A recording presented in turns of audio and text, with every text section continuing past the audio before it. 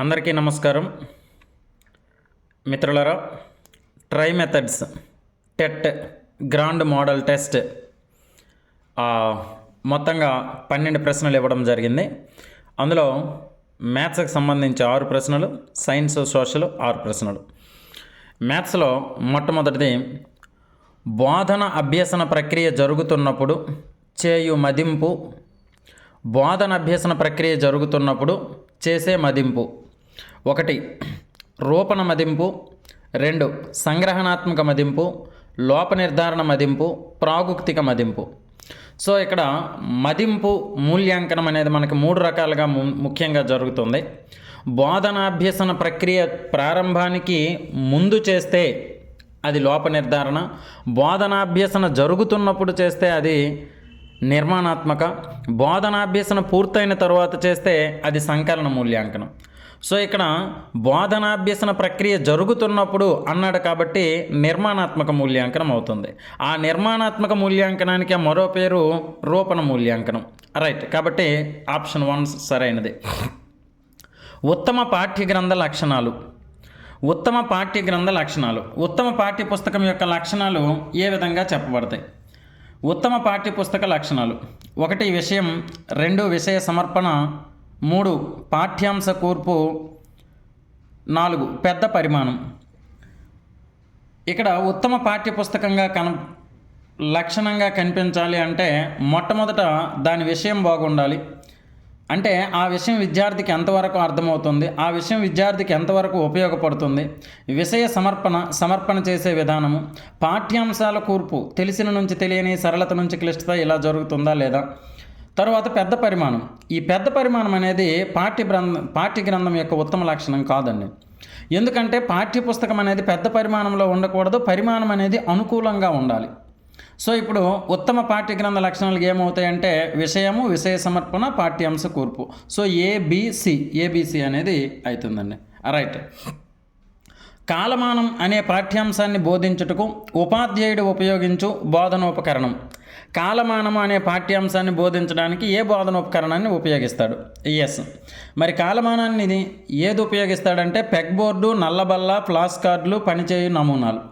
ఈ peg board, నల్లబల్ల అనేవి బోర్డుల మీద గీయడం కంటే, ఫ్లాష్ కార్డు తయారు చేయడం కంటే కాలమానం అనే పాఠ్యాంశం చెప్పడానికి పనిచేసే నమూనాల ద్వారా ఎక్కువగా బోధించవచ్చు, సులువుగా బోధించవచ్చు, ఉత్తమంగా బోధించవచ్చు. పనిచేసే నమూనాలు, కాలం అంటే తిరుగుతూ ఉంటుంది గడియారం కాబట్టి పనిచేసే నమూనాల ద్వారా చేయొచ్చు. ఇక 4 అన్వేషణ పద్ధతి, కిండర్ గార్టెన్ పద్ధతి, ఆగమన పద్ధతి, ప్రాజెక్ట్ పద్ధతి. Froebel, Kilpatrick, Armstrong, Francis bacon. ఎవరు ఏ పద్ధతికి ఆద్యుడిగా చెప్పబడ్డారు, ఏ పద్ధతి మీద ఎవరు కృషి చేశారు అనే దాన్ని దృష్టిలో పెట్టుకొని ఈ ప్రశ్న నిర్మించడం జరిగింది. రైట్ మిత్రమా. అన్వేషణ పద్ధతిని ఎవరు చేశారు అంటే ఆర్మ్స్ట్రాంగ్ చేశాడండి. అన్వేషణ పద్ధతిని ఇంగ్లాండ్ దేశానికి చెందిన రసాయన శాస్త్రవేత్త హెచ్ఈ ఆర్మ్స్ట్రాంగ్, హెన్రీ ఎడ్వర్డ్ ఆర్మ్స్ట్రాంగ్ రూపొందించాడు. ఆ తర్వాత కిండర్ గార్టెన్. సో కిండర్ గార్టెన్ పద్ధతి మనకి బాగా పరిచయమే. ఇది ఫ్రోబెల్, జర్మనీ దేశానికి చెందిన పాఠశాల పర్యవేక్షకుడు ఫ్రోబెల్ రూపొందించాడు. ఆగమన పద్ధతికి వచ్చేసరికి ఫ్రాన్సిస్ బేకన్. ఆగమన పద్ధతిని సృష్టించింది ఎవరు, ఆగమన పద్ధతిని కనిపెట్టింది ఎవరు అంటే ఫ్రాన్సిస్ బేకన్. ఆగమన పద్ధతిని ప్రచారం చేసింది ఎవరు అంటే పెస్టాలజీ.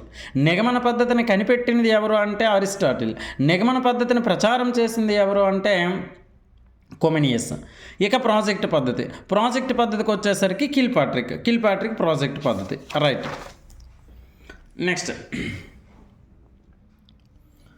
క్రింది వానిలో గణిత కరికులం నిర్మాణ సూత్రం కానిది అన్నాడు. గణిత కరికులం నిర్మాణ సూత్రం. ఈ కరికులం నిర్మాణం అనేది ప్రతి 10 సంవత్సరాలకు ఒకసారి జాతీయ స్థాయిలో నిర్మించబడుతుంది. మరి జాతీయ స్థాయిలో 10 సంవత్సరాలకు ఒకసారి నిర్మించబడిన ఈ కరికులంలో దేశంలోని విద్యా వ్యవస్థకు దిశానిర్దేశం చేస్తూ మార్గదర్శకం చేసే ఈ కరికులాన్ని నిర్మించినప్పుడు ఎలాంటి అంశాలు పరిగణలోకి తీసుకోవాలి అని తెలియజేసేవే ఈ నిర్మాణ సూత్రాలండి. అందులో ఎలాంటి అంశాలు ఉండాలంటే సమాజ కేంద్రీకృతం, విద్యార్థి కేంద్రీకృతం, ప్రయోజనాత్మక సూత్రం, సర్పిల విధానం అన్నాడు. సో ఆ కరికులం అనేది సమాజ కేంద్రీకృతంగా ఉండాలి, ఆ కరికులం అనేది విద్యార్థి కేంద్రీకృతంగా స్టూడెంట్ సెంటర్డ్గా ఉండాలి, ప్రయోజనాత్మక సూత్రాన్ని పాటించాలి. అంటే ఆ కరికులం ద్వారా తెలియజేసిన ఏ అంశమైనా విద్యార్థికి నిత్య జీవితంలో ఉపయోగపడేదిగా ఉండాలి. 4th వన్ సర్పిల విధానం. ఈ సర్పిల విధానము, ఏకకేంద్ర విధానము, శీర్షిక విధానం అనేవి ఉపగమాలుగా చెప్పబడతాయి, నిర్మాణ సూత్రాలు కాదు. కాబట్టి కానిది అన్నాడు కాబట్టి సర్పిల్ కాదు, సర్పిల్ అనేది ఉపగమంగా చెప్పబడుతుంది. రైట్. ఇక 6, క్రింది వాటిలో వ్యక్తపరచడం అనే విద్యా ప్రమాణానికి చందని అభ్యసన సూచిక. వ్యక్తపరచడం అనే విద్యా ప్రమాణానికి చందని అభ్యసన సూచిక అన్నాడు. అంటే ఇందులో 4 అభ్యసన సూచికలు ఇచ్చాడు, అందులో వ్యక్తపరచడానికి సంబంధించి సరికానిది. గణితానికి వచ్చేసి గణితంలో ముఖ్యంగా 5 విద్యా ప్రమాణాలు ఉన్నాయి. సమస్య సాధన, కారణాలు చెప్పడం, నిరూపణలు చేయడం, వ్యక్తపరచడం, అనుసంధానం, ప్రాతినిధ్యపరచడం. ఇందులో వ్యక్తపరచడం అంటే గణిత భాషలో వ్యక్తపరచడం, గణిత గుర్తులతో వ్యక్తపరచడం. ఇక్కడికి వచ్చేసరికి చూడండి, సూచించిన పద్ధతిలో సమస్యను సాధిస్తాడు. ఏ పద్ధతి అయితే సూచించామో ఆ పద్ధతిలో సమస్యను సాధిస్తాడు అన్నాడు కాబట్టి ఇది సమస్య సాధన అవుతుంది. గణితపరమైన వ్యక్తీకరణలు తెలుపుతున్నాడు అంటే వ్యక్తీకరిస్తున్నాడు. గణితపరమైన సాధనలు వివరించడం అన్న వ్యక్తీకరించడం. గణిత ఆలోచనలు సొంత మాటల్లో వివరిస్తున్నాడు, వ్యక్తీకరిస్తున్నాడు. సో ఆ వ్యక్తపరచడానికి గణితపరమైన వ్యక్తీకరణలు తెలుపుతాడు, వ్యక్తపరచడం అవుతుంది. గణితపరమైన సాధనలు వివరిస్తాడు, వ్యక్తపరచడం అవుతుంది. గణిత ఆలోచనలు సొంత మాటల్లో వివరిస్తాడు, వ్యక్తపరచడం అవుతుంది. కానీ ఇక్కడ చందని అభ్యసన సూచిక, లెర్నింగ్ ఇండికేటర్ అన్నాడు కాబట్టి సూచించిన పద్ధతిలో సమస్యను సాధిస్తాడు. పేరులోనే ఉంది, సమస్యను సాధిస్తాడు అనేది సమస్య సాధన. అకాడమిక్ స్టాండర్డ్ 1గా చెప్పబడుతుంది, కానీ మనకు అకాడమిక్ స్టాండర్డ్ 3 ఇచ్చాడు. సో 1 మాత్రమే కాదు. ఇక సైన్స్ సోషల్లో దేశం మొత్తానికి ఒకే మౌలిక విద్యా ప్రణాళిక ఉండాలని సూచించినది. దేశం మొత్తానికి మౌలిక విద్యా ప్రణాళిక అనేది ఒకే విధంగా ఉండాలి అని ఎవరు సూచించారు అంటే NEP 1986. So NPE 86, NEP 86, Kothari commission, Mudaliar commission, NCERT.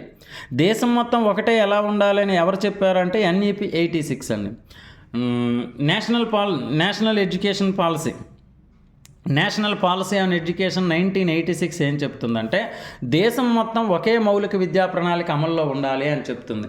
దేశం మొత్తం ఒకే విధంగా ఉంటూనే 80% ఒకే విధంగా ఉంటూ మిగిలిన 20% స్థానిక అవసరాలకు అనుగుణంగా ఉండాలి అని కూడా 86 చెప్తుంది. సో దీనికి ఆన్సర్ 86. ఉత్తమ ప్రశ్నపత్రంలో ఉండదగిన కఠినమైన ప్రశ్నల శాతం. ఉత్తమ ప్రశ్నపత్రంలో ఉండదగిన కఠినమైన ప్రశ్నల శాతం. ఎప్పుడైనా మనకి ఒక పాఠశాల స్థాయిలో కానీ, జిల్లా స్థాయిలో కానీ, రాష్ట్ర స్థాయిలో కానీ ఏదైనా ప్రశ్నపత్రం తయారు చేసినప్పుడు ఆ ప్రశ్నపత్రానికి సంబంధించి మూడు రకాలుగా మనం డివైడ్ చేసుకోవాలి. ఆ ప్రశ్నపత్రంలో సులువైనవి 25% ఉండాలి, సాధారణమైనవి 50% ఉండాలి, కఠినమైనవి 25% ఉండాలి. సో ఇక్కడ మనకి ఏమడిగాడంటే కఠినమైన ప్రశ్నల శాతము అని అడిగాడు. కఠినమైన ప్రశ్నల శాతం ఎంత ఉండాలంటే 25% ఉండాలండి. రైట్.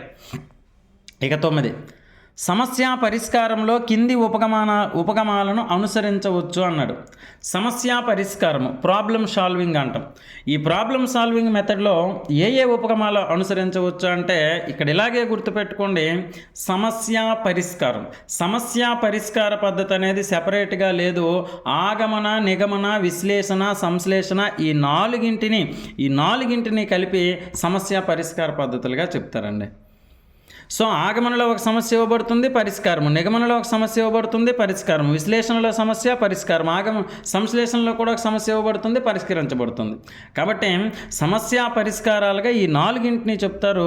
ఏబిసిడి సరైనది. రైట్. ఒక ఉపాధ్యాయుడు వ్యక్తిగత జీవితంలో మూఢనమ్మకాలకు వ్యతిరేకంగా ప్రవర్తిస్తాడు. తద్వారా విద్యార్థులకు ఉపాధ్యాయుడు తన వ్యక్తిగత జీవితంలో మూఢనమ్మకాలకు వ్యతిరేకంగా ప్రవర్తిస్తున్నాడు. అప్పుడు విద్యార్థుల దృష్టిలో అతడు ఏమవుతాడు? నిర్వాహకుడు అవుతాడా, అన్వేషకుడు అవుతాడా, సౌకర్యకర్త అవుతాడా, మార్గదర్శి అవుతాడా? ఎక్సలెంట్, మార్గదర్శి అవుతాడండి.